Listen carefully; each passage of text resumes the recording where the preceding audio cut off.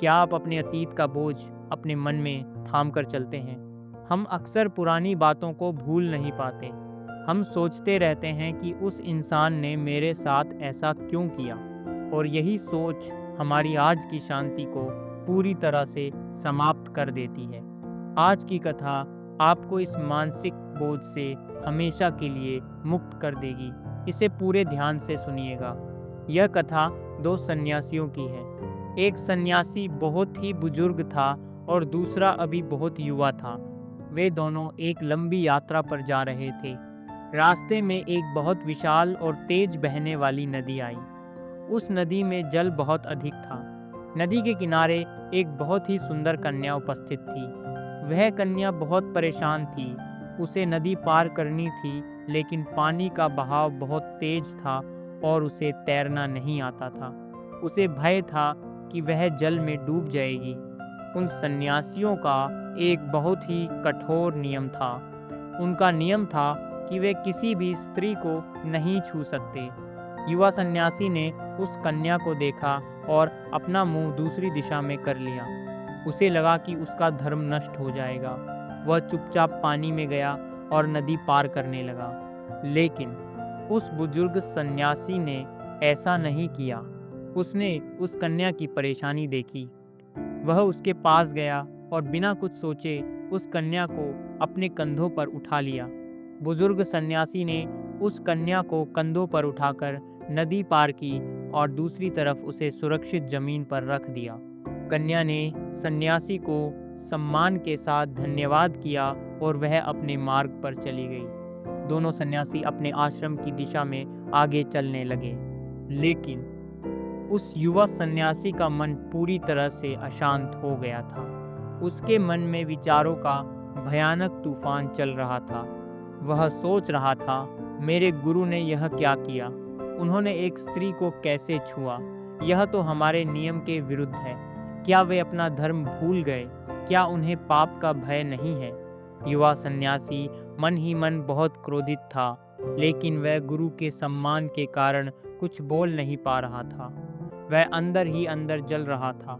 इस प्रकार चलते चलते पूरे 4 घंटे बीत गए। दोनों आश्रम के दरवाजे पर पहुंच गए। अब उस युवा सन्यासी से शांत नहीं रहा गया।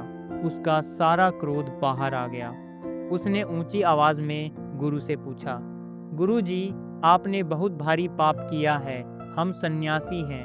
हमारा नियम है कि हम किसी स्त्री को नहीं छू सकते। फिर आपने उस सुंदर कन्या को अपने कंधों पर क्यों उठाया? आपने हमारा सबसे महत्वपूर्ण नियम क्यों भंग किया? बुजुर्ग सन्यासी हंसा। उसके चेहरे पर बहुत ही गहरी शांति थी। उसने उस युवा सन्यासी की आंखों में देखा और एक ऐसा जवाब दिया जिसने उस युवा सन्यासी का पूरा जीवन बदल दिया। बुजुर्ग सन्यासी ने कहा, पुत्र, मैंने तो उस कन्या को 4 घंटे पहले ही नदी के किनारे उतार कर रख दिया था, लेकिन तुम उसे अभी तक अपने मन में उठाकर घूम रहे हो। युवा सन्यासी एकदम सुन्न रह गया।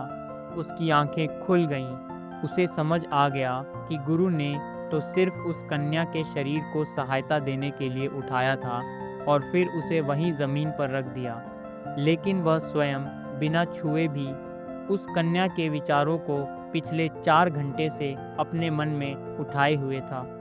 उसका अपना मन ही मैला हो गया था। दोस्तों, यह कथा सिर्फ उन सन्यासियों की नहीं है। यह हम सब के जीवन की सबसे बड़ी सच्चाई है। हम भी उस युवा सन्यासी के समान ही हैं। जीवन में अगर कोई हमारे साथ कुछ बुरा करता है या कोई बुरी घटना होती है, तो वह घटना तो कुछ ही पलों में समाप्त हो जाती है, लेकिन हम उस घटना का बोझ, उस इंसान के कड़वे शब्द अपने मन में सालों तक उठाकर घूमते रहते हैं। उसने मुझे ऐसा क्यों कहा? मेरे साथ ऐसा क्यों हुआ? हम अतीत की बातों को अपने मन से निकाल ही नहीं पाते। हम उसी पुरानी बात को सोच सोच कर अपना आज का सुख नष्ट कर देते हैं। जिस इंसान ने आपको दुख दिया, वह तो अपना जीवन चैन से जी रहा है, लेकिन आप उसे अपने मन में उठाकर स्वयं को ही सजा दे रहे हैं। जो बीत गया उसे वहीं जमीन पर रख दीजिए। अपने मन को खाली रखिए। जब तक आप पुरानी बातों का भारी बोझ नीचे नहीं रखेंगे, तब तक आप जीवन में नई शांति का अनुभव नहीं कर पाएंगे।